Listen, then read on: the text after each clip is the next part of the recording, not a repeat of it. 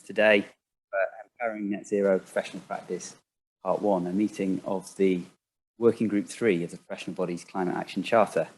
My name's John Broderick. I'm the Net Zero Programme Manager at the Royal Society of Chemistry. I'd like to welcome everyone who's joining us online and those in person here in Burlington House in London. This session is part of London Climate Action Week and our own Chemistry Society and the Circular Economy Programme at the RSC. I'd like to thank both bodies, London Climate Action Week and the RSC, for promoting and enabling this meeting to take place. I don't want to stand in the way of our great lineup of speakers, but I do want to mention to everybody who's joining us online that we will be taking questions via Zoom Webinar's Q&A function, and we'll do those all together at the end. But please don't hold back when something occurs to you during one of the speakers. Please jot that down and we'll pass that on to them at the end. Also, just a reminder to everybody that we are recording this session to share with those who can't join us live. So our first speaker will be Nick Mabey, CEO of E3G, the think tank that has been instrumental in establishing the Professional Bodies Climate Action Charter. He'll be followed by Ethny of the IES, who will be joining us by Zoom. And then I'll introduce some of the RSC's work in this area and pass on to Martin Farley of UCL, who will showcase his work in developing a framework to reduce environmental impact in laboratories.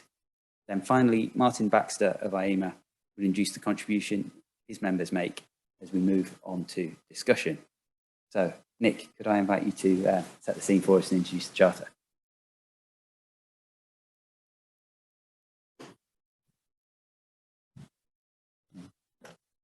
Oh, sorry, technological problem there.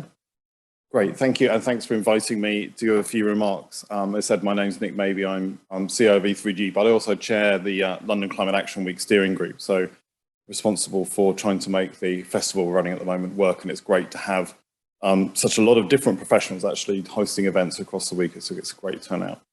I'm afraid I won't be able to stay right to the end of Q&As. I've got other events I have to go and talk at, but I wanted to make some opening remarks to really reflect back on what's changed in the context of climate change in the big picture, how that might affect some of the ideas in the Charter and some of the implementation, the role of professionals, and then also how some of the more recent events have changed, I think, the role of professionals and the voice of professionals in the climate world. So where are we post COP26? Well, for those of us who do COPs for a living, it was a different COP because it wasn't really about negotiating a text, though, as always negotiations happen. It was about raising ambition and delivery. And governments did put a lot of targets forward. They increased their targets, so we're much nearer a well below 2-degree future than the 3-degree future we had leaving Paris. So that's a good thing if they're delivered. And there were also a whole set of objectives and initiatives put forward by governments and business, particularly in finance, but in innovation, in infrastructure, in forestry. And again, those would make a big difference if they were delivered. But to be honest, if you were in Glasgow, there was some healthy, some unhealthy skepticism about that delivery and what was happening and the integrity of the commitments, and a worry about greenwash. But it has set us up for this big shift in delivery, in monitoring, in engagement. And I think that's where an accelerating market and institutional business changes, of course, that's where professionals are really important. But as the Climate Change Committee report today showed, even in the UK, which has good targets, we're way off delivery. So again, the mantra is delivery, delivery, delivery. But what does that mean? Actually, someone has to be doing the delivering, and it's not just a simple thing. There's no lever you can pull saying decarbonise the economy. Though sometimes I meet people who think there is one. Guarantee you, there really isn't. So how's the role of professionals? There are 3 areas we looked at in the Charter, perhaps 3 or 4 areas. The first one is the role of professions in accelerating change and learning, working out those new ways of working. Secondly, governance and integrity. Thirdly, what the focus really of this session is in terms of professional development and workforce reskilling. And also across the whole thing was the voice of the professions, both individually and collectively, in shaping the environment policy, both in government and outside government. So on accelerating change, we've seen some big moves forward. Those of you who work in finance may have seen the Bank of England just did its first stress test with institutions against some scenarios of future climate. There's also been some really interesting work done with the infrastructure industry on incorporating climate risk. The big lesson from that was lots of people are doing things. We still don't know how to do it. We still don't know how to incorporate climate risk into financial infrastructure decisions. And that's a classic cross-profession issue. No one profession covers that. It's one of those areas we highlighted in the charter where joining up across professions is so important. And it's been really interesting watching at London Climate Action Week this year, in areas like law, for example, as the lawyers are taking forward, well, how do you rewrite all the contracts you have in a transition? Because transitioning faster than you were thinking involves breaking lots of contracts, rewriting contracts, working out who gets compensated for contracts, things like that. So we are starting to get to this practical nuts and bolts, but there's obviously a lot of a place to go. And that's where we think this collaboration has real power to drive that forward faster. Because again, where else in the world do you have the concentration of globally important professional organizations than in London? Second sphere is good governance. Yes, there were lots of commitments for net zero in finance firms, but Carbon Tracker just did a 10-year check-up on its report, and it says finance firms in London are still as invested in fossil as they were 10 years ago. And we've also seen, as well as kind of a lack of movement, perhaps a real pushback against ESG. 20 police invading Deutsche Bank to investigate ESG fraud, something I never thought I'd see this year. But again, it was more predictable that the American right would start to push back against woke capitalism and start calling risk management a threat to liberty and market economies.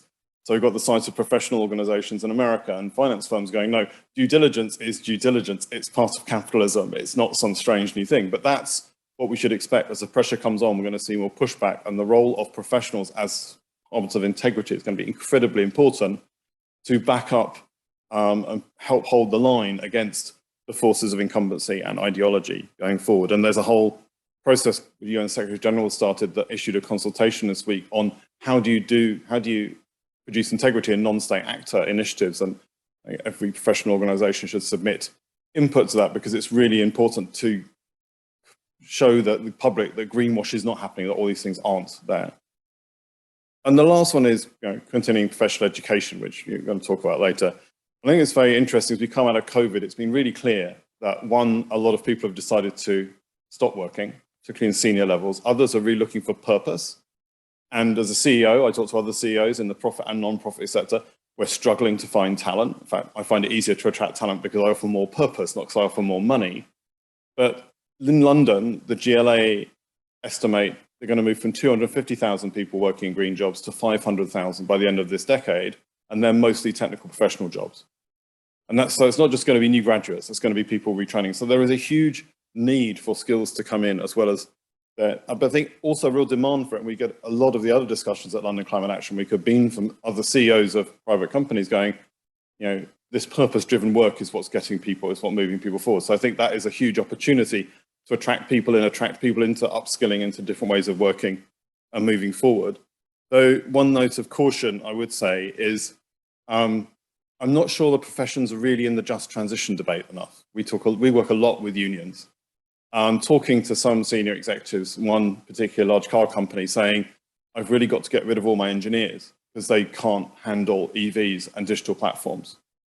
And it's like, that's not a just transition. But whereas miners and steel workers and boiler repair people and shop floor workers in car factories have unions batting for them, I'm not sure who's batting for the engineers and the other parts of the sectors, professionals who may be seen as too inconvenient to retrain.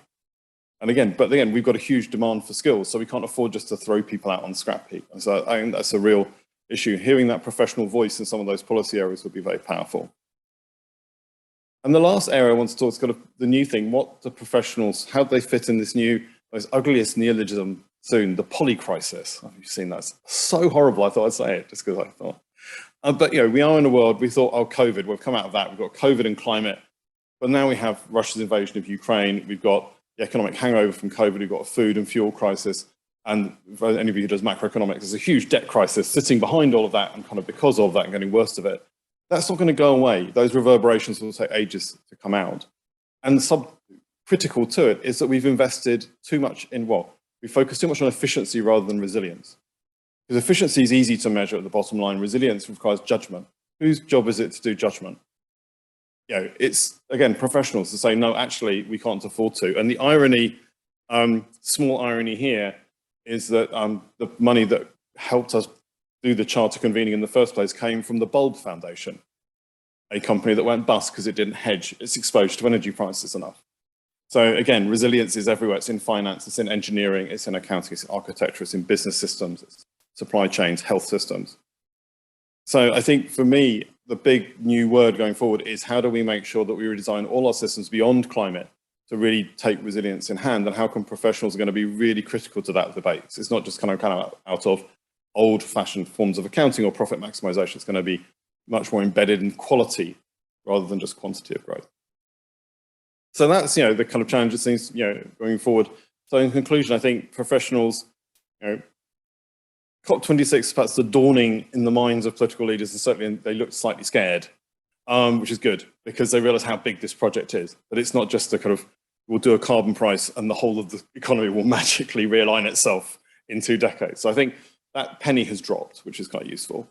It's obvious that professional organizations are already mobilizing in really interesting ways, but the world seems to be moving faster than how fast they're moving. So I think this issue of pace of change, everybody's struggling with. We think you're going fast, but the world requires you to go faster because the tasks, the more we learn, the more we realize we have to do to rebuild the operating system of how society works. And societal expectations on integrity and good governance and professionalism are growing as well, and rightly so, because they expect people to do what they say they're going to do and their investments to be protected and their facilities to be right. So I think there's a huge opportunity to tap into the desire for purpose alongside the huge challenge. And I think that's why I find this so exciting. And if we, moving forward, is thinking, how do we do that? How do we get the voice of professionals back into the policy debate in the UK in the first place to make sure we bridge the gap of the non-existent policies and actually move forward? And what can organizations like E3G do to help that process? Because again, in the end, you've got the expertise, not us. What we're quite good at is connecting that expertise into where decision makers are. And that's the conversation I'd love to have and follow up after this meeting. So thanks very much for inviting me, and hope you have a good discussion.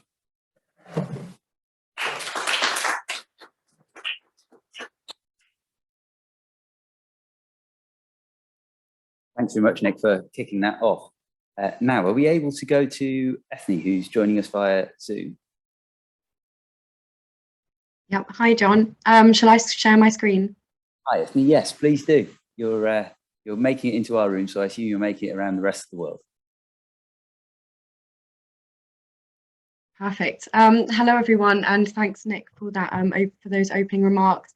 I'm sorry not to be there in person today. As you can probably hear, after 2.5 years, COVID has finally caught up with me, but I'm delighted to be able to join you virtually anyway for this event. So I'm Communities and Partnership Lead at the Institution of Environmental Sciences, or the IES. The IES represents environmental scientists with specialisms as diverse as marine science, air quality, and land condition, wherever you find environmental science wherever you find environmental work underpinned by science. As representatives of environmental scientists, we are, of course, evangelists for net zero and are therefore staunch supporters of the professional body's Climate Action Charter. We also recognise that our members and environmental scientists in general will be on the front lines of delivering on net zero ambitions and will have their expertise called upon across society to help other sectors in this space. It is therefore essential that as professional bodies, we understand what our members need to be empowered towards net zero professional practice and to provide training and support to enable this. As Nick was saying, we really hold this expertise, or our members hold this expertise, and it's up to us to now get this change moving forward. As was discussed by Nick, the third objective of the Professional Bodies Climate Action Charter is to empower and inspire our members to drive sustainable growth. But in order to do this, we really first need to understand our members' needs and to conduct skills audits. This will then allow us to create tailored support for our members and identify priority areas for action. The ethos behind this is that the change we need is reliant upon systems thinking. Therefore, this work cannot be done in silos. Systems thinking hinges on the ability for communication and collaboration across sectors. Take note of the key words here: jointly, common, and interdisciplinary. This type of thinking is also really important to push forward the just transition, as Nick was talking about. So it's with these thoughts in mind to kind of get this information going, that in the run-up to COP26 last year, the IES conducted a survey of our members exploring their thoughts on net zero ambitions and the skills that will be needed to deliver them. Before we delve into the results of the survey, however, I just wanted to take a quick aside as to the importance of differentiating between knowledge and skills when we're having these conversations. The underpinning knowledge of climate change is obviously foundational to understanding the challenge and to getting us where we are today. However, climate change is now widely accepted as fact, and we need to move beyond the building of knowledge to actually tackle the skills area, or the practical application of knowledge in particular situations or contexts. And so this is really now where we need to focus our energy as we move towards enacting solutions. Of course, the conflict implied by the use of verses here is a false one. We know we need both knowledge and skills to solve challenges, but there really is that focus after this COP26 on action and the importance of skills in getting us where we need to go in the next 3 decades. Skills play a really important role in realizing systemic change, as they are the basis through which we interact with the systems around us, and they provide us with the levers that we need to create change. Natural systems and human systems that are intricately interlinked, and skills determine how we interact and influence these systems. So I'll now walk through some of the key findings of the survey. The absolute takeaway headline message to start off with is from the people that took our survey. 1/3 of our members did not feel equipped with the skills to support net zero ambitions. This is really important, as it shows the need for more support in this area, and it's a stark message to us that this needs to be our priority now. So in terms of the actual skills that our members think are important to deliver on net zero ambitions, we actually delineated these into technical and soft skills, as we believe a combination of these skills will be needed. In this context, we're referring to technical skills as the specialized expertise required to carry out specific tasks, and soft skills as skills applicable to all professions, which are related more to how you work. So first, we're just going to focus on those technical skills, and you can see in the word cloud here some of the key things that came up. So a number of technical skills were identified, but the skills relating to carbon emissions calculations, modelling, reporting and offsetting were the most commonly raised, followed by skills in evaluating policy and carbon literacy. Of course, technical skills will vary a lot depending on the specialism. As you can see here, there's loads of different things: transport, decarbonisation, GIS, etc. But there will be areas of crossover where producing more guidance and support could be most beneficial. And that's why professional bodies sharing these results could be a really useful way of identifying these areas of potential collaboration. In terms of soft skills, as you can see here, communication was highlighted as the most important soft skill to support net zero ambitions. This included communication with a number of different stakeholders, from clients to policymakers to the public. Anecdotally, I've had a number of members talk to me about how environmental professionals are being pulled into many different areas now, highlighting the importance of soft skill development, particularly around influencing and communicating to different audiences. It's really important that we do work together on these soft skill implementation, and this is an area which is really easy to collaborate on and which we could have a shared voice in. So next thing to think about is how can we actually deal with these skills deficits? So we were glad to see that providing multidisciplinary and interdisciplinary training opportunities was ranked as the most effective way of addressing skills deficits in organisations. Again, really reinforcing this point of the importance of collaboration across sectors. And you can see here that reskilling and upskilling programs are also a big priority. Other things less so in terms of organisational strategies and hiring new staff. So that focus really needs to be on those multidisciplinary training and reskilling. In terms of the other things raised, there was the need for organisational governance and culture change. So that was in terms of thinking about skills deficits. In terms of the most important skills to achieve net zero, again, the thing that really came up here was these multidisciplinary teamwork skills. There's this understanding that net zero cannot be delivered by a single sector. All sectors need to be involved in this. And so those multidisciplinary teamwork skills were ranked highest. Climate literacy as well is obviously going to be extremely important so that everyone's speaking a common language and understands the foundation of where we're coming from. And then a mixture of the technical skills that we discussed earlier, as well as some of the soft skills like innovation, management, and digital skills. Finally, we focused on the part that I'm sure many of you are here for today. What is the role of professional bodies in all of this? where can we really add value? And you guessed it, partnering with other professional bodies to deliver collaborative multidisciplinary resources was front and centre, along with developing CPD resources to address skills deficits. Obviously, this is well aligned with the Professional Bodies Climate Action Charter and is therefore a key area that we want to accelerate action on. You can see that another key area here that professional bodies hold a unique value in is in their convening power, which is bringing together different stakeholders and exerting influence. This includes, for example, with educational institutions. Professional bodies are quite unique in that they have links to both sides of the sector pipeline, ensuring they can help ensure that graduates are equipped with the skills needed by employers, and they can also assist with upskilling of those already in the workforce, as well as helping to facilitate a conducive policy environment for the net zero transition. By working together, professional bodies can also maximise this influencing power by speaking with a unified voice. Just before I come to the conclusions here, I just wanted to highlight some areas that the IES has been working in this space in response to some of these findings. So in the run-up to COP26 last year, we launched a brand new community or special interest group, which led our activities in the run-up to COP26. These activities were multidisciplinary in nature and were centered around 6 key themes. These were sustainability, transformation, adaptation, green society, economy, and solutions.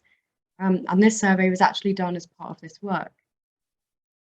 Given the focus on the need for multidisciplinary opportunities and reacting to member feedback, post COP26, the decision was made for this community to transition from a time-limited COP26 community into a permanent climate action community. And this is the first of our challenge-led communities, which aims to bring professionals working across specialisms together around a shared challenge. Another one of our key outputs in the run-up to COP26, which you can see here, is our Manifesto for Transformative Change, which outlines 54 key recommendations for global climate action, as well as the analysis and evidence to support them. We followed this up with a gap analysis, setting out the UK's progress against these 54 recommendations. We really hope to build on these opportunities for members to get more involved in policy activities, as this was raised as a key area of interest, as already discussed in the survey. And finally, what's brought us all here today is that the IES has been partnering with the RSC and the Royal Meteorological Society in pushing forward Objective 3 of the Professional Bodies Climate Action Charter and leading on the working group taking forward those objectives. And there'll be a bit more later on about how you can get involved in that. So in terms of the key takeaways, the main thing I want to highlight is that meeting net zero ambitions is dependent upon transformative change. And it is only through embedding systems thinking throughout decision making that we can achieve this. This means that we need all sectors in the system to play a role and recognise their unique position in pushing forward change. We can no longer rely on incremental change by a few pioneers. This needs to be a concerted effort at changing the system as a whole. And this is reflected in the call from environmental scientists for more multidisciplinary working opportunities. We believe that through collaboration, we can demystify net zero and take tangible steps forwards in realising these ambitions. So this is really a call to action. We need all professional bodies to play their part, and that includes members as well. Each profession holds a little piece of the puzzle for realising net zero ambitions. So if you haven't yet, sign up to the Charter or encourage your professional body to sign up, and let's start getting the ball rolling by going directly to our members, asking what they need, and then highlighting areas of partnership to deliver these. This way, we can bring all the puzzle pieces together and reveal a net zero future. Thank you very much.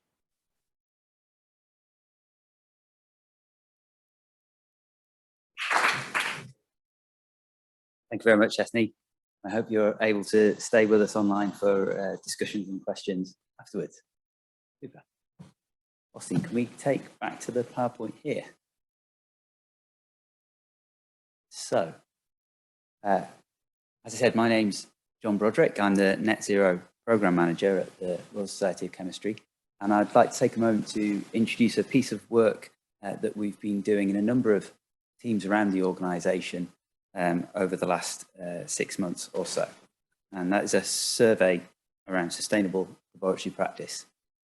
little bit of background first. To introduce the RSC, our purpose is to help the chemical science community make the world a better place. And we do that in a broad sense with a community that not just includes our membership of over 45,000 members around the world, but also those who encounter us through our publishing work, through the books and the journals that we produce and the data products that we release, but also those involved in education, through teaching and teachers and training teachers, through the careers resources we produce, the initiatives to support innovative SMEs, and the role we play in having a public voice on policy and matters of concern in public discourse. And it's important to highlight that the organisation as a whole, the RSC, sees sustainability as a cross-organisational priority that's picked up in all of these areas. To give you a couple of examples here on the slide, we signed up to the UN's Race to Zero this time last year, setting a target of net zero emissions by 2040 with a 50% reduction by 2030. And we're doing that through the Pledge to Net Zero established by IEMA and the Society for the Environment. Also to mention a recent piece of work that came out of a previous survey of educators and of young people, the Green Shoots report highlighted how chemistry plays an important role in delivering sustainability, in delivering the skills for sustainability, but also that there are needs and opportunities for change in existing curricula to better facilitate that in future. So we launched a survey in December 2021 of our research community following a COP26 programme panel that discussed the Net Zero Laboratory. And I'm pleased to say that Martin, who will be speaking after me, also spoke on that panel, and you can watch that back on our COP26 playlist if you missed it. But this survey targeted laboratories for the particular reason that they are very resource intensive sites of work and sites where many of our members are based. As we're in London Climate Action Week, I thought I would share a chart from this Hawkins et al. Paper, which drew on data from the display energy certificates of the London University buildings, identifying 17 specific academic laboratories and workshops. And as you can see clearly in this red box, those buildings, those laboratory buildings, are much more energy intensive, both for heating and for electrical demand, than any of the other types of university buildings, including to the left of them, the medical teaching and research laboratories. We're conscious also that not only is scientific research carbon, energy and water intensive, but it produces other sustainability challenges, including in the use and disposal of solvents, reagents, catalysts and plastic consumables, some of which may be contaminated with toxics as well. And so this theme is conspicuous within our community, and our Science Division Councils discuss the need to be doing more in how people do science, to identify the challenges and the barriers and speak to the opportunities that are there to bring this impact down. So before I go on to some of the results, I should say that the sample of our respondents is quite broad.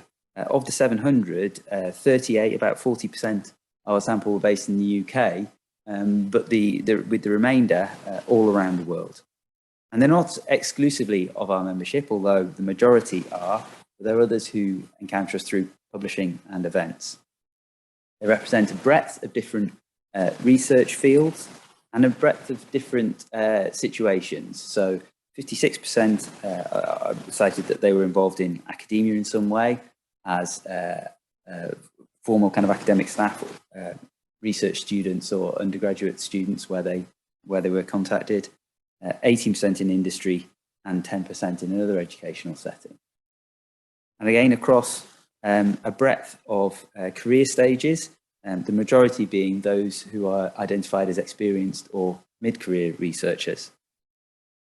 And so this also establishes the potential for significant influence of our membership, or those who have reported here, in that 73% reported that they were involved in running a research group or supervising or overseeing the work of others in some way too. So I'm not going to go through all of our findings. They will be published in a report coming out in September, October time. But the main thing that I would like to stress from the findings is that many of those responding are taking day-to-day actions to reduce environmental impact. And they're taking a diversity of actions. So from on the left-hand side of this chart, nearly 80% are switching off equipment when it's not in use to save energy, and nearly as many closing fume hoods to reduce energy consumption. There are some quite common and regular actions. There are other actions that are less frequent and that might also be something that we would consider promoting and encouraging. So for instance, going out to purchase more efficient models of equipment. I mean, currently that's about a third of respondents say that they always or often do that. The remainder is certainly an area where we could begin to look to improve the efficiency of operations. We didn't just look at closed response questions. We also offered opportunities for open expression and asked about the challenges and the barriers that our respondents found. And they encountered them across a whole range of different variables, from the training that they had or had not received, similar to the responses that Ethny cited, to the infrastructure that they worked in, not being able to accommodate improved measures or equipment, that they found they had limited resources that were too expensive or too time consuming to act more sustainably, that there were technical reasons why they didn't feel that they were able to act in a different way, where there was no obvious alternative, or there was no data, or data was inconclusive to indicate a particular route or path. Some cited organizational influences where they didn't feel able to have a greater impact than their own actions. And finally, at the kind of the largest scale, the scale of the discipline, that research culture with an emphasis on delivering publications was that would be the priority, and at whatever cost or impact. And that wasn't supportive or conducive to reducing impact and emissions. So we see from the quantitative and the qualitative findings that we have a complex set of challenges here that may be contradictory for individuals and that may interact within a particular setting. And it's also very interesting to note that on an overall question of statements about facing challenges, 30% agreed or strongly agreed that they did not face current challenges, and 31% strongly agreed that they disagreed with that statement. And so we see that it is very much not a uniform picture, and that we're going to have to be careful and sophisticated in the ways that we advance this work and the responses. And so what are the next steps for us with this work? Well, we will be reporting on these views in sustainable laboratories in the autumn with a full release of all of our data and findings, quantitative and qualitative. And we'll be discussing these results and taking advice and taking feedback from the strategic bodies that we convene internally to be able to develop a strategic response to this that we can take forward as an organisation. And we're going to continue to work with our member groups to see how we can best enable member-led initiatives that are making progress and that we can share and can act as role models for others to do the same. And so finally, before I hand over to Martin, you can tell us a little bit more about the kind of the concrete reality of making changes in laboratories. I'd like to thank all of my colleagues who've been instrumental in this work, and who's here with us today and potentially take some questions if you're interested, but also to our respondents and our council members who have provided their time and their insights and their advice as we've been developing this work. Thank you.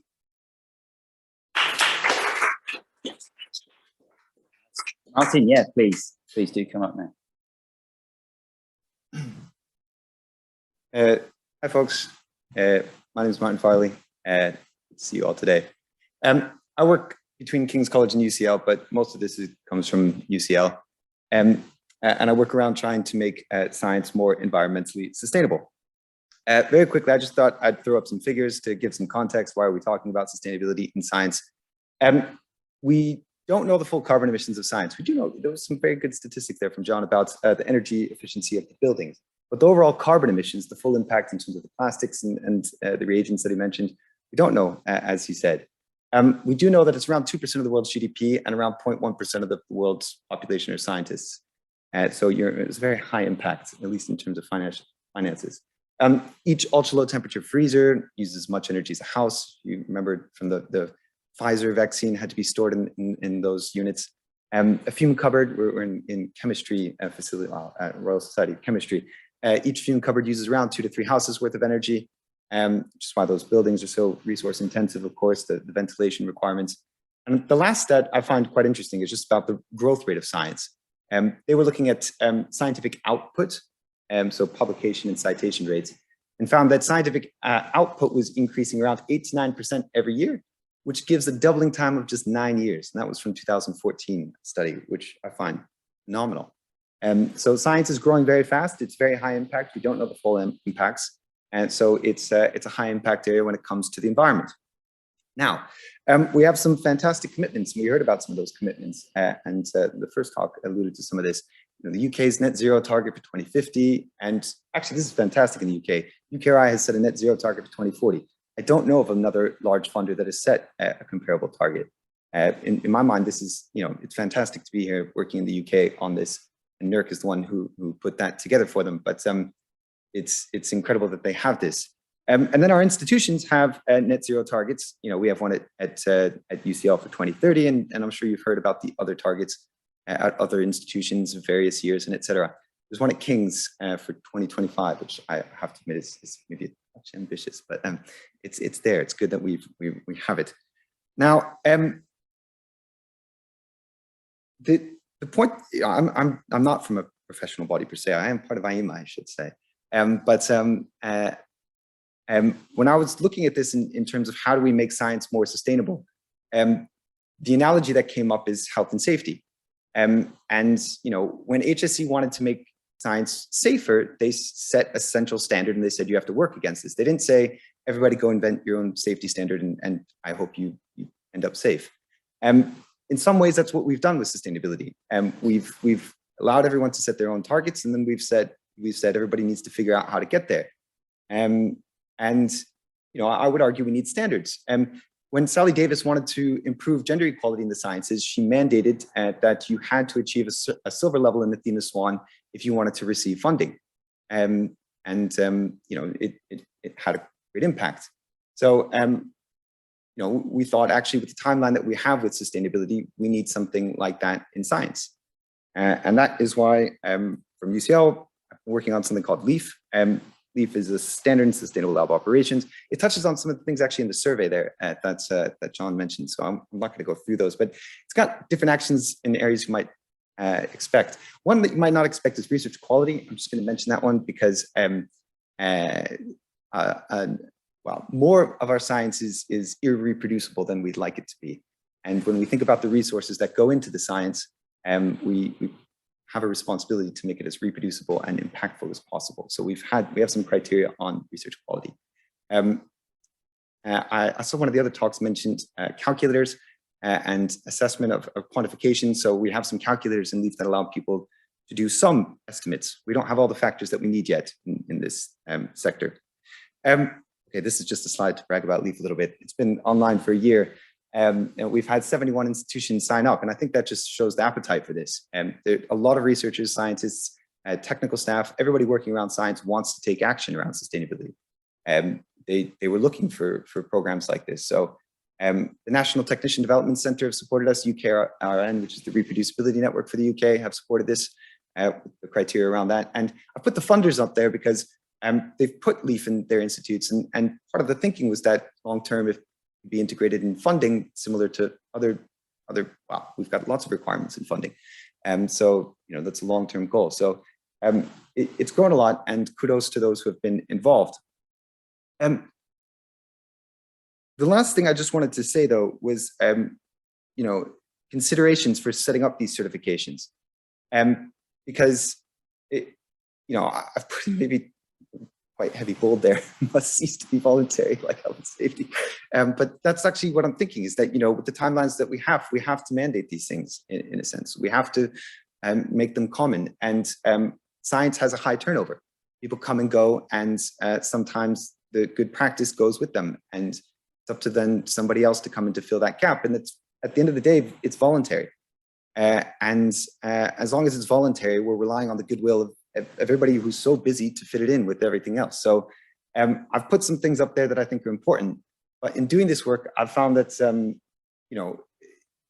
there's a lot of other specialist areas like chemistry labs that are looking to become more environmentally sustainable. I've been working with a program called Green ED, which is supported by RChem, the Royal College of Emergency Medicine. It's essentially A&E doctors who managed to pilot this scheme during the COVID pandemic, which is incredible, 8 trusts that we had involved. And essentially we did something similar to LEAF. We set up a standard on how to be sustainable in A&E, and it's not perfect. We're not net zero A&E sites yet. We're not net zero science. But I think it highlighted the desire to take action in this space and the need for these standards. So, I'm quite excited about where this can all go, but we need to work with more professional bodies and folks like yourselves to advance this and to, potentially set these as requirements for fellows that get funding from organizations and such, and to put up mandates and make it less voluntary. So it's the direction long-term we could potentially go. That's it from myself. Thank you very much, everybody. You after.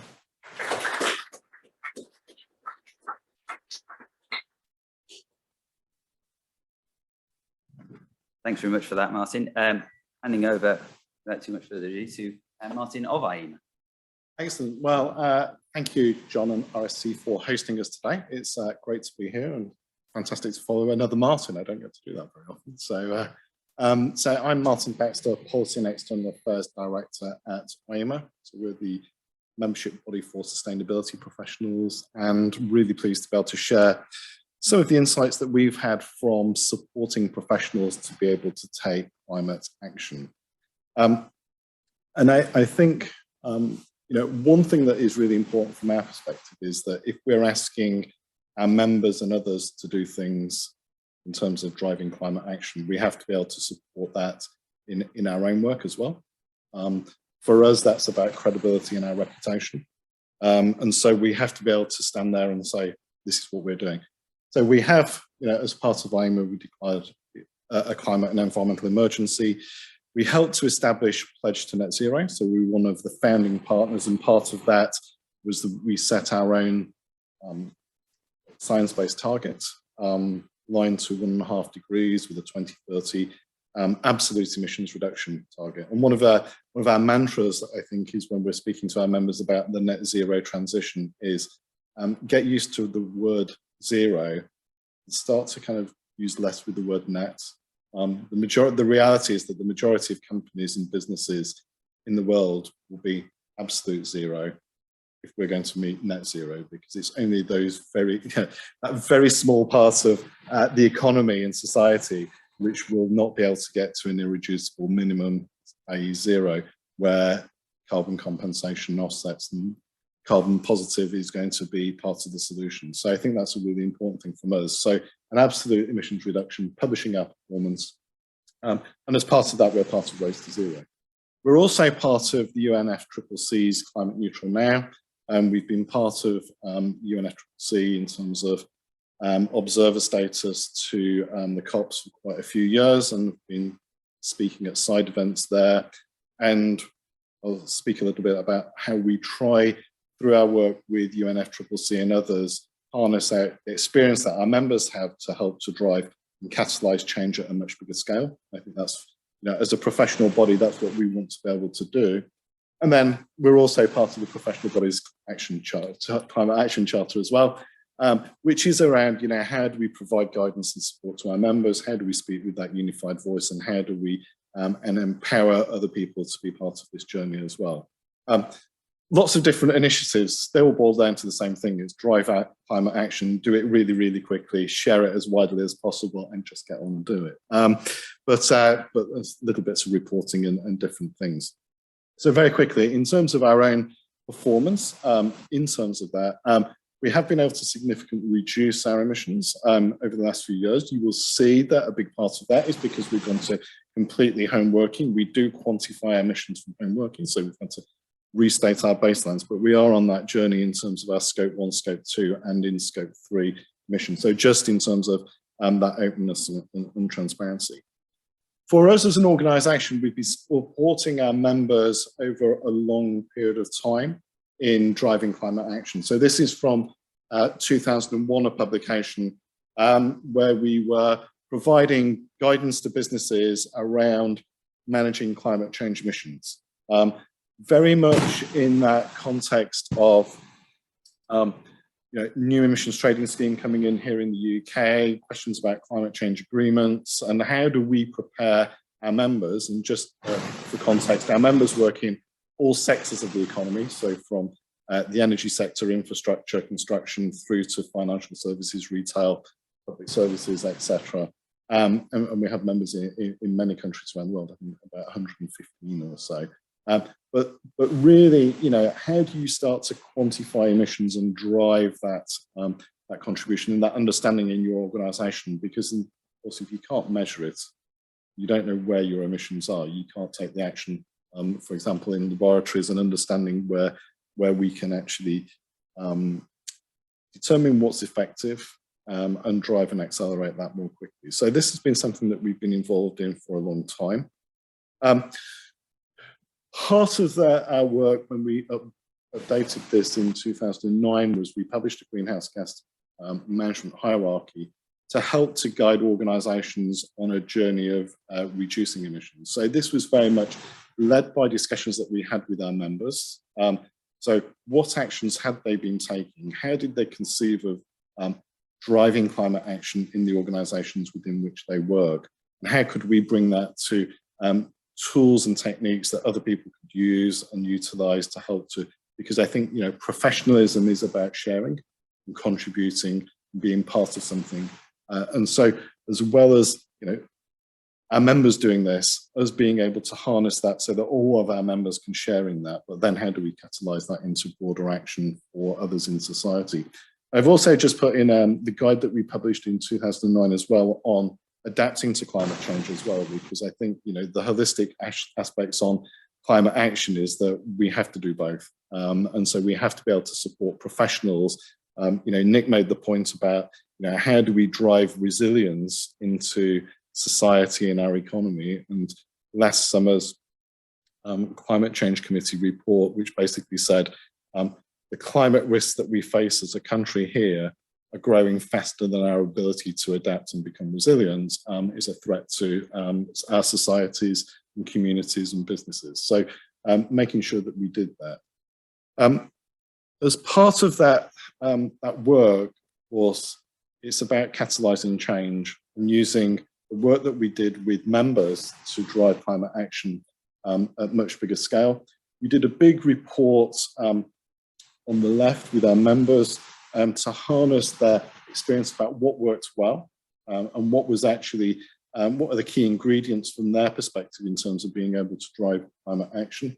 We worked very closely with the UK government. It was very unusual actually to have DEFRA policy officials going to Edinburgh, going to Wales and speaking with our members around advice that could be given in this guidance that was published quite a long time ago, back in 2009 again. But this is, how do you drive climate action over a long period of time and work with people? So it's interesting to share that.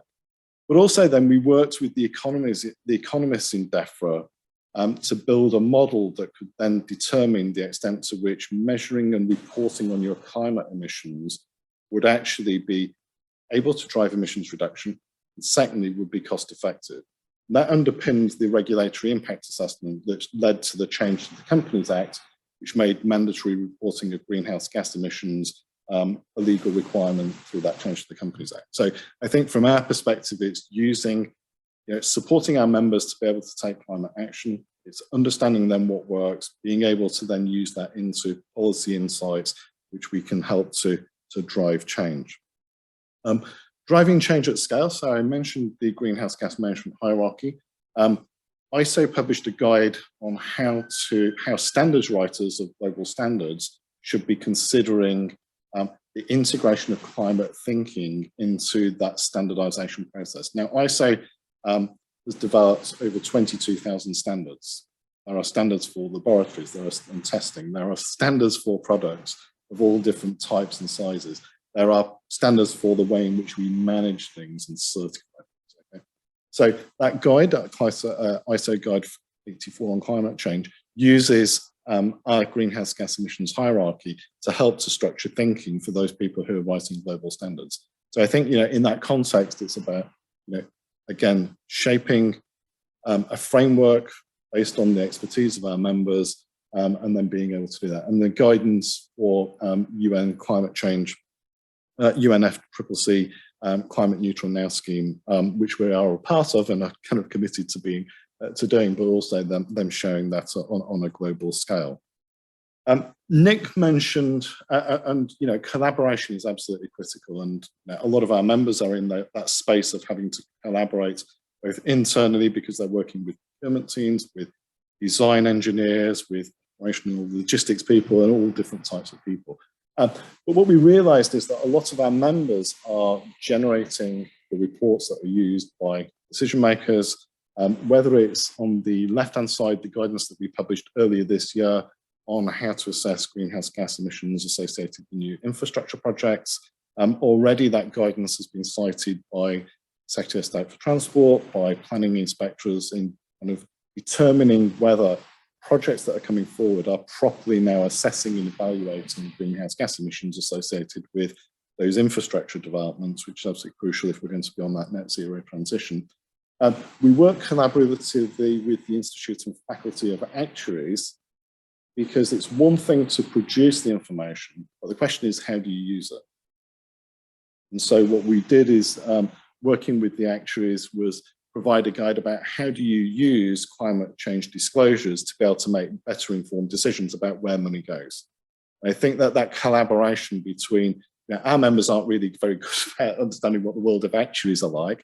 Actuaries don't really know a lot about climate change, but we all know that long-term thinking, long-term change is absolutely at the root of being able to build this into decision-making over a long period of time. And so that guidance really, really helpful. Our Pathways to Net Zero takes an approach about how do you plan this, so really giving support to our members to accelerate change and build it into other systems as well. Back in 2012, I think it was, when the UK published its National Adaptation Plan, actually, it was around, how do you use standards and global standards to be able to drive change? We took on a commitment in the UK's plan to be able to build that into some international standards, and we did that. And then from that, we then kind of described how you could do it more effectively. My penultimate slide is how do you kind of get people? Because I'm quite lucky. Climate change wasn't a big thing when I was doing my education. That's because I'm so old. So I've been able to live through policy developments, regulatory requirements, the development of the science. So it's fairly easy to pick it up as you go, because you're part of generating action and helping to drive change. But for new people coming in, then it's really quite challenging and quite tough. So our training programs are preparing people for that net zero transition and to be able to understand that. So helping to develop the skills and capability. And also, as part of this, we recognise that our members and IEMA as an organisation, as a professional body, we have to be able to help to join the dots.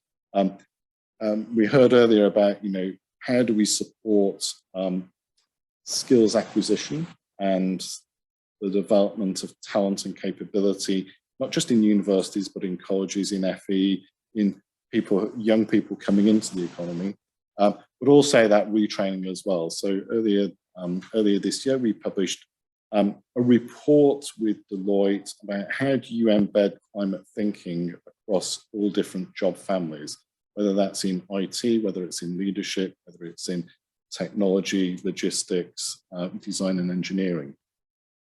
And that's been really useful, because that's opened up conversations for our members to be able to be advocates within their own organisations, pushing upwards in terms of leadership and across into those key areas. I'm doing that both in the public sector and the private sector, but also then starting to look about where we have big skills gaps and capacity gaps, where the net zero transition, we don't get the skills right, will not happen. If I give one quick example, because I'm conscious of time, the projection for the UK is that by 2030, we will have something like 10.5 million electric vehicles on the roads. 90% of people will want to be able to charge their electric vehicle from home, not just from home, but out in the public space, because they'll be traveling and they will need to do that. Generally, the thinking is that we will need at least 300,000 public charging points. We've got 30,000 today.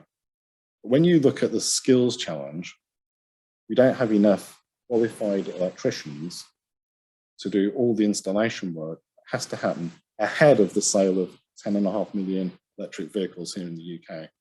So if we're going to hit, the Climate Change Committee's report today is a sobering reminder that we haven't got all the policies in place actually kind of being implemented. Well, we cannot have 10.5 million electric vehicles here in the UK. We haven't got charging points to be able to power them. And that requires people, and it requires people in every community around the country to be able to do that, because there'll be home charging points, there'll be public charging. And so the skills challenge around planning both capacity and new skills, because when you talk about hydrogen economy, when we talk about carbon capture, usage and storage, there will be new skills that are needed, and we need to create those. But there's a lot of this is just going to be about capacity and rapidly reskilling the UK population to meet the demands that are needed to accelerate our. So I think the Charter is an absolutely fantastic initiative, because it does get us collaborating. Nobody can do this on their own. No one organisation, no one government department, no one professional body. And so to be part of the conversation and sharing our experience and learning from other professional bodies is definitely something that we're up. Thank you very much.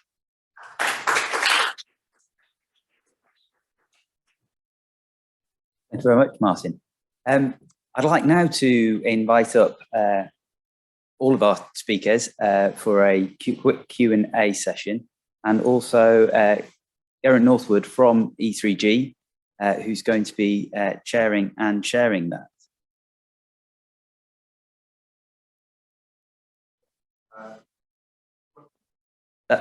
It sounds to me, Austin, is that going out okay? Yeah. Brilliant. Hi, yeah, so we're just going to go to throw some questions to our online audience and to the audience in the room with us. So I believe we have some that have already been asked, and after that we'll go to the in the room audience. Okay, so interdisciplinary is a significant challenge for professions, since our higher education system is dominated by single disciplines. Siloed thinking and action is a serious issue for policy on sustainability and its implementation. How professions deal with this issue is critical, and it needs addressing at scale and urgency. Is there a clear and unambiguous pathway that professional bodies can take to support this transition? I'll be brave and say, no, I don't believe there's a clear and unambiguous pathway, because many of these issues are complex and they're embedded in very kind of specific local circumstances, as well as having some of the more common themes that Martin and Martin mentioned in their presentations. So I think that from a personal perspective, the way I see that we can help people to make progress is to share the expertise and the experiences of those who are making progress in small areas of their own work at present, and provide the skills that can support others to figure out the best responses for themselves in their circumstances. But I don't think that we can start off by saying that we can already identify in advance the most productive ways of working and tackling these multidisciplinary problems. I don't know if either Martin or Ethny would like to disagree.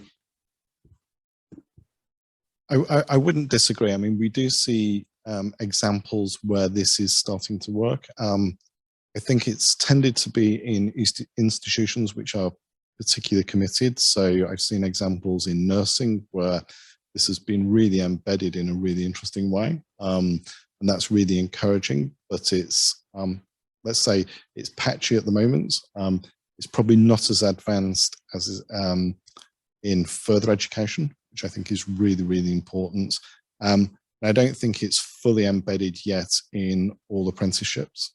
So there is work going on to try and green apprenticeships and look what green apprenticeships might be needed, but it's not one of those mandatory things. So come back to Martin's point about compulsion and regulation and driving this.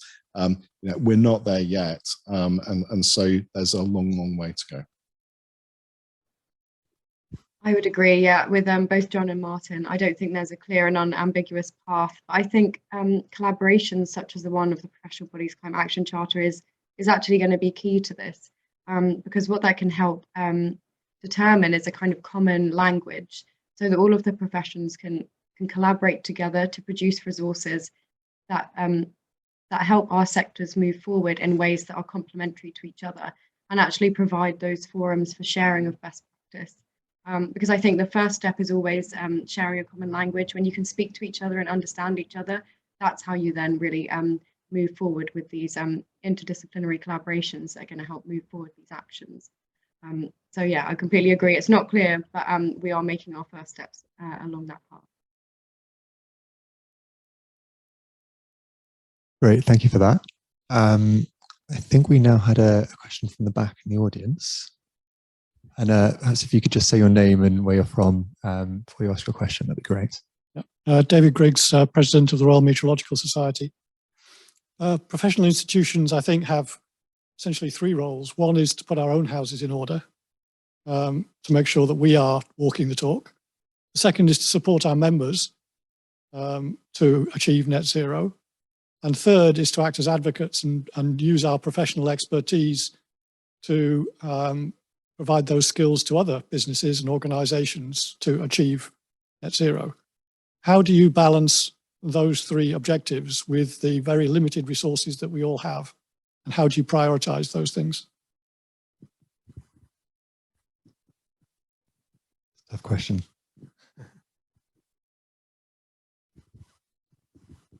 A great question.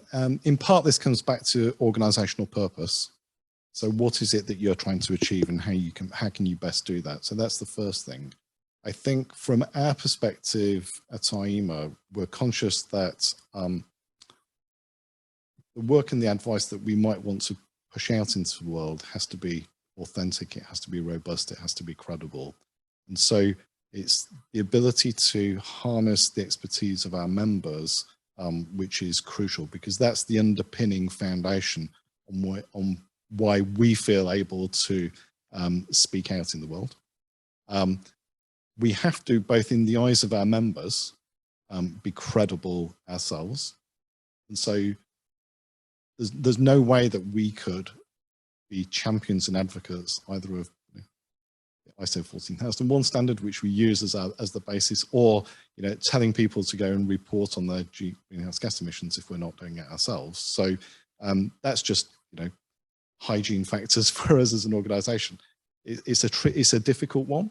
I'll be honest, because we're a growing organisation, and understanding how we grow and have influence, particularly internationally, in a world where we have a limited carbon budget. I went by train to Germany last month, to Berlin. Our CEO went to Frankfurt to speak and went by train. I mean, it's more expensive. It takes a hell of a lot longer. Leaving at 5 a.m. on a Monday morning and getting home at 1:45 on a Thursday morning is not is not the easy way of dealing this. It does require you to prioritize. So I think that those two things are really important. But then our members expect us to be shouting because they feel proud to be part of an organization that is driving change. Because for us, we know that our members are, they're technically competent in the work that they do. They're emotionally connected into the cause of the work that they do. And this is something that, you know, it's really important that we're able to harness and articulate. But passion on its own isn't going to drive change. So you need to have, you know, it has to be able to stand up as either a business case or the right thing to do from a scientific perspective. So we have to be able to bring that to bear in terms of policymakers and other places that we advocate. So in terms of how we allocate our resources, we try and do everything, and that's why I've got less hair than I should have maybe had or maybe once had, because it is, you know, you get passionate about it and you do as much as you can. I think it does put more demands on us, and we are having to prioritize where we think we will have the biggest impact across all of those three areas. But each of them is mutually supportive, and that's what I think drives success. I don't think there's really much I can add to that, but to emphasize, yes, using the skills, the expertise, and the multiplication factors of your membership. When we were scoping our program in advance of COP26, dealing with our own carbon footprint is important, but it's not where we saw the greatest impact that we could have. The greatest impact that we can have is through our publishing, it's through our voice and influence, it's through our membership. That multiplies out to be greater than our own impact, which I mean, obviously, as you say, you need to have your house in order to have credibility. They're supportive and mutually reinforcing.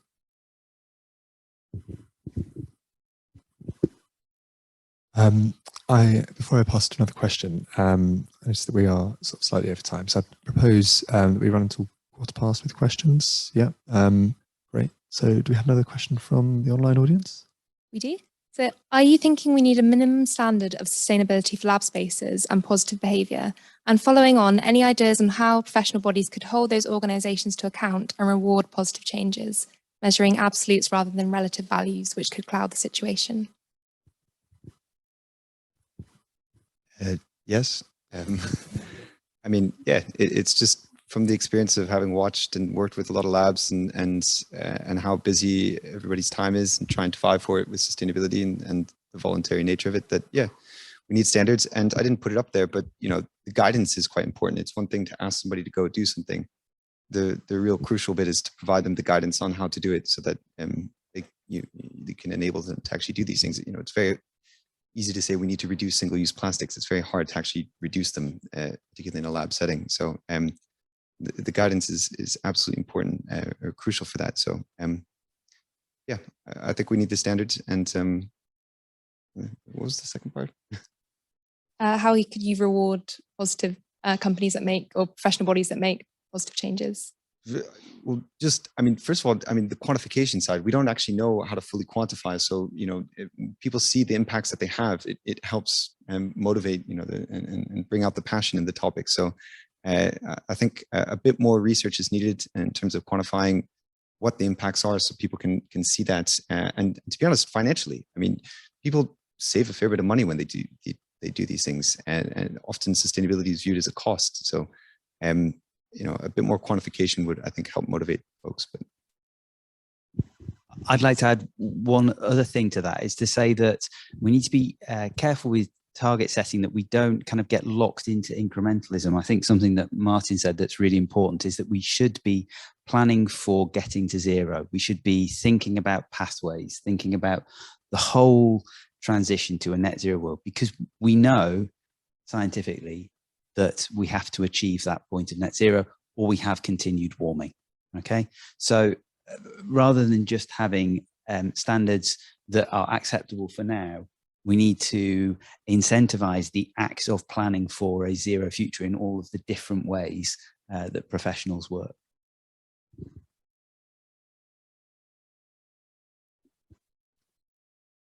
I agree.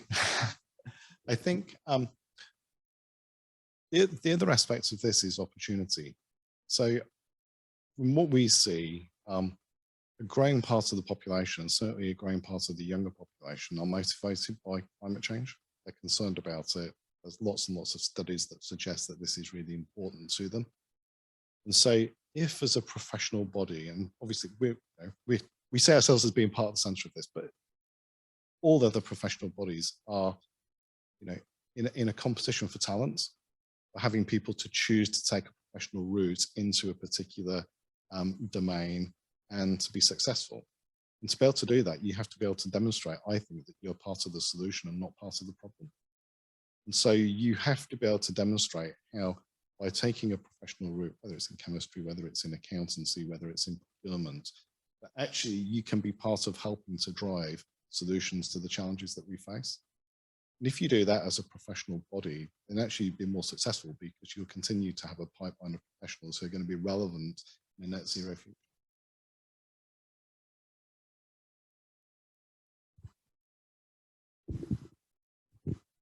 Ethny, you're going to have to just butt in if you have anything to say.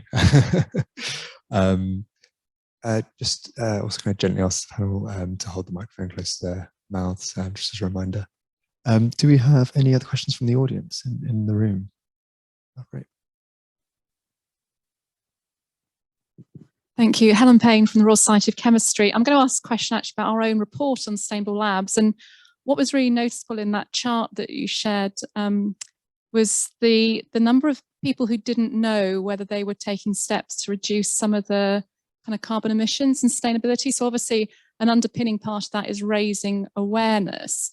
And how much more work do we need to do to make sure everybody knows the contribution that they can make towards achieving net zero? Because I hear several times people saying, well, there's no point us doing that because we're such a small part, it's such a small contribution. But of course, every little bit is going to add together, and particularly when people aren't quite aware. And I was taken by where we've reported that the calculations that you might choose to run might consume additional energy. So how do we continue to raise that awareness to make sure everybody's contribution is valued and people see that that does contribute to an overall impact? I mean, I think we did struggle this sometimes with labs. You know, if one scientist sees their contribution, then they think, oh, exactly like you said. But I think the context is really important, you know, and I tried with some of those figures, you know, it makes a difference when you change the temperature in your freezer and et cetera. And just to recognize that you can each do your little bit, and exactly like you said, you know, that setting into context for, you know, a house or a human being, or, you know, and that I think is absolutely crucial towards motivating. And I will say too, is that the awareness, like you said, is so important. And it's really important to set targets and goals and et cetera, and have a certification. But one of the biggest benefits, I just think, is, you know, the awareness that comes out of doing something like LEAF. You know, when you walk out, people, they go and they do the good stuff that you say or whatever, but actually they go and do these other things that you haven't thought of, and they start, you know, you enable them to go do much more than you could have hoped for in the beginning. So we just agree that, you know, it's being not too rigid sometimes, particularly in this time when it is voluntary, allows for that innovation that drives some of the biggest successes. And so, yeah. Sorry, just to yeah, put in my piece there. I think it's important to kind of tackle this false dichotomy that exists between systemic change and individual change. So I think it's really important that we try and communicate to people that individual change is actually a key component of systemic change.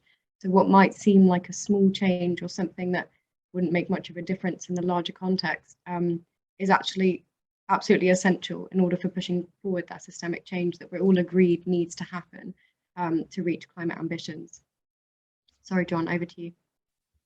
Oh, no, that's a very good point there, Ethny.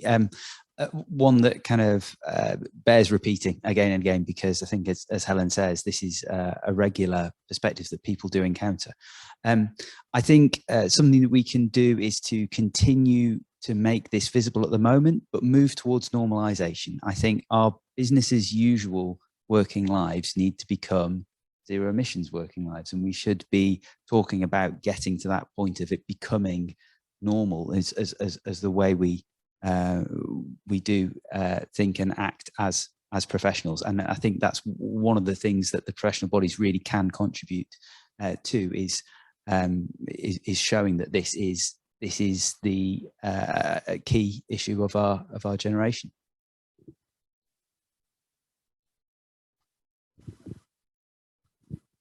Thank you. We are just running out of time on questions, I'm afraid. So let's perhaps go with one last question. Perfect. Hopefully a yes, no answer.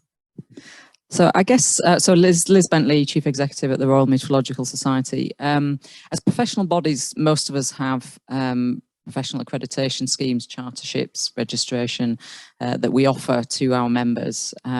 Is there something we should be including within those criteria that stipulate that those that work towards chartership or registration have, taking action against to become net zero themselves as individuals or within their organisation, so we can actually include something that stipulates they should do that? Yes. Qualified, we should figure that out, what that is and the content of what that is, but we should certainly be working on that question. No surprise that we build it into our assessment processes, but that's because that's the work that our members do. So that's cheating, really. Same with us, of course. It's already inbuilt in our systems, but I would be strongly supportive of it being built into other chartership schemes as well.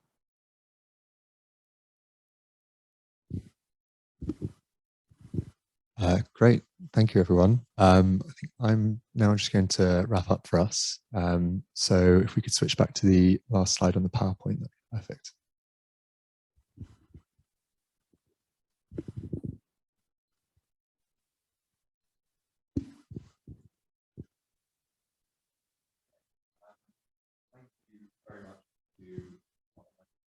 And in the room audience for those questions and for being here. And of course, to our speakers who have been, I've learned a lot, which I have been involved with this from the start, and yet there's still so much to learn about. It's been really interesting today. And thank you to the Royal Society of Chemistry for providing this wonderful venue for us, which has been a very comfortable place to have this discussion. So just to conclude on the main points of this discussion, Working Group 3 did such a fantastic job of bringing this together, and Working Group 3, their mandate really is to empower and inspire the members of the professional bodies that are signatories to the Charter. And I think that's, they've shown that that's what they're doing at the moment. So by members, we mean the individual professionals within the professional bodies. And really, that is one of the key aspects of the Charter, is that it should be member driven. I think we've shown how that's taking place, firstly through this survey. So the surveys that the RSC and the IAS have been doing, and which we hope to start with the rest of our signatories, moving, on the next sort of step of action following this meeting. Yeah, it was really nice to see actually that a lot of the views of the members agree with the other principles of the Charter. And that, I think that the survey results that we've seen so far, it's clear how those will feed into the work of the other working groups, which include, Working Group 1, who are working on the action plans for our signatories. So the action plans that the professional bodies will take forward in, empowering their members through whatever means. We've talked about various things, including sort of codes of conduct and things that are more mandatory, as well as the sort of softer and more supporting approach, such as CPD resources and education. And Working Group 2, Martin Baxter talked about how the expertise of the members should feed into policy, and that's really the role of Working Group 2. But as well as front and centering the views of the members, this Working Group 3 will be moving forward in the future to taking those results and identifying the gaps in resources, tools and principles that members need, and gathering those where they already exist and developing new ones on an interdisciplinary basis. And finally, as goes along with their title of learning and sharing, they'll be learning about and sharing how signatories to the Charter are reducing their own emissions to inspire members and each other. And we're very lucky to have IEMA and the Society for the Environment as supporters and signatories to the Charter, who run Pledge to Net Zero, and we're looking forward to learning from them and working with them on that. So just finally, how anyone listening can get involved. Well, if you're a staff member of a professional body that's a signatory or a supporter to the Charter, there is a meeting on the 9th of August at 2 p.m. and which is open to anyone who wants to help with the work of Working Group 3, contribute. And that will probably be mostly on how to get surveys out, how to support other signatories to the Charter on surveying their own members and how to create those surveys. And you can, if you're interested, that information will go out to the mailing list, but also my email address is there. And if you're not a staff member, if you're not yet a signatory, you can find our website at the bottom there. And if you're a member of a professional body, but perhaps not a staff member, you pester your professional body to get involved. And I think the only thing that remains is to thank our speakers, our audience, and RSC again for being here. So can I invite you to a round of applause?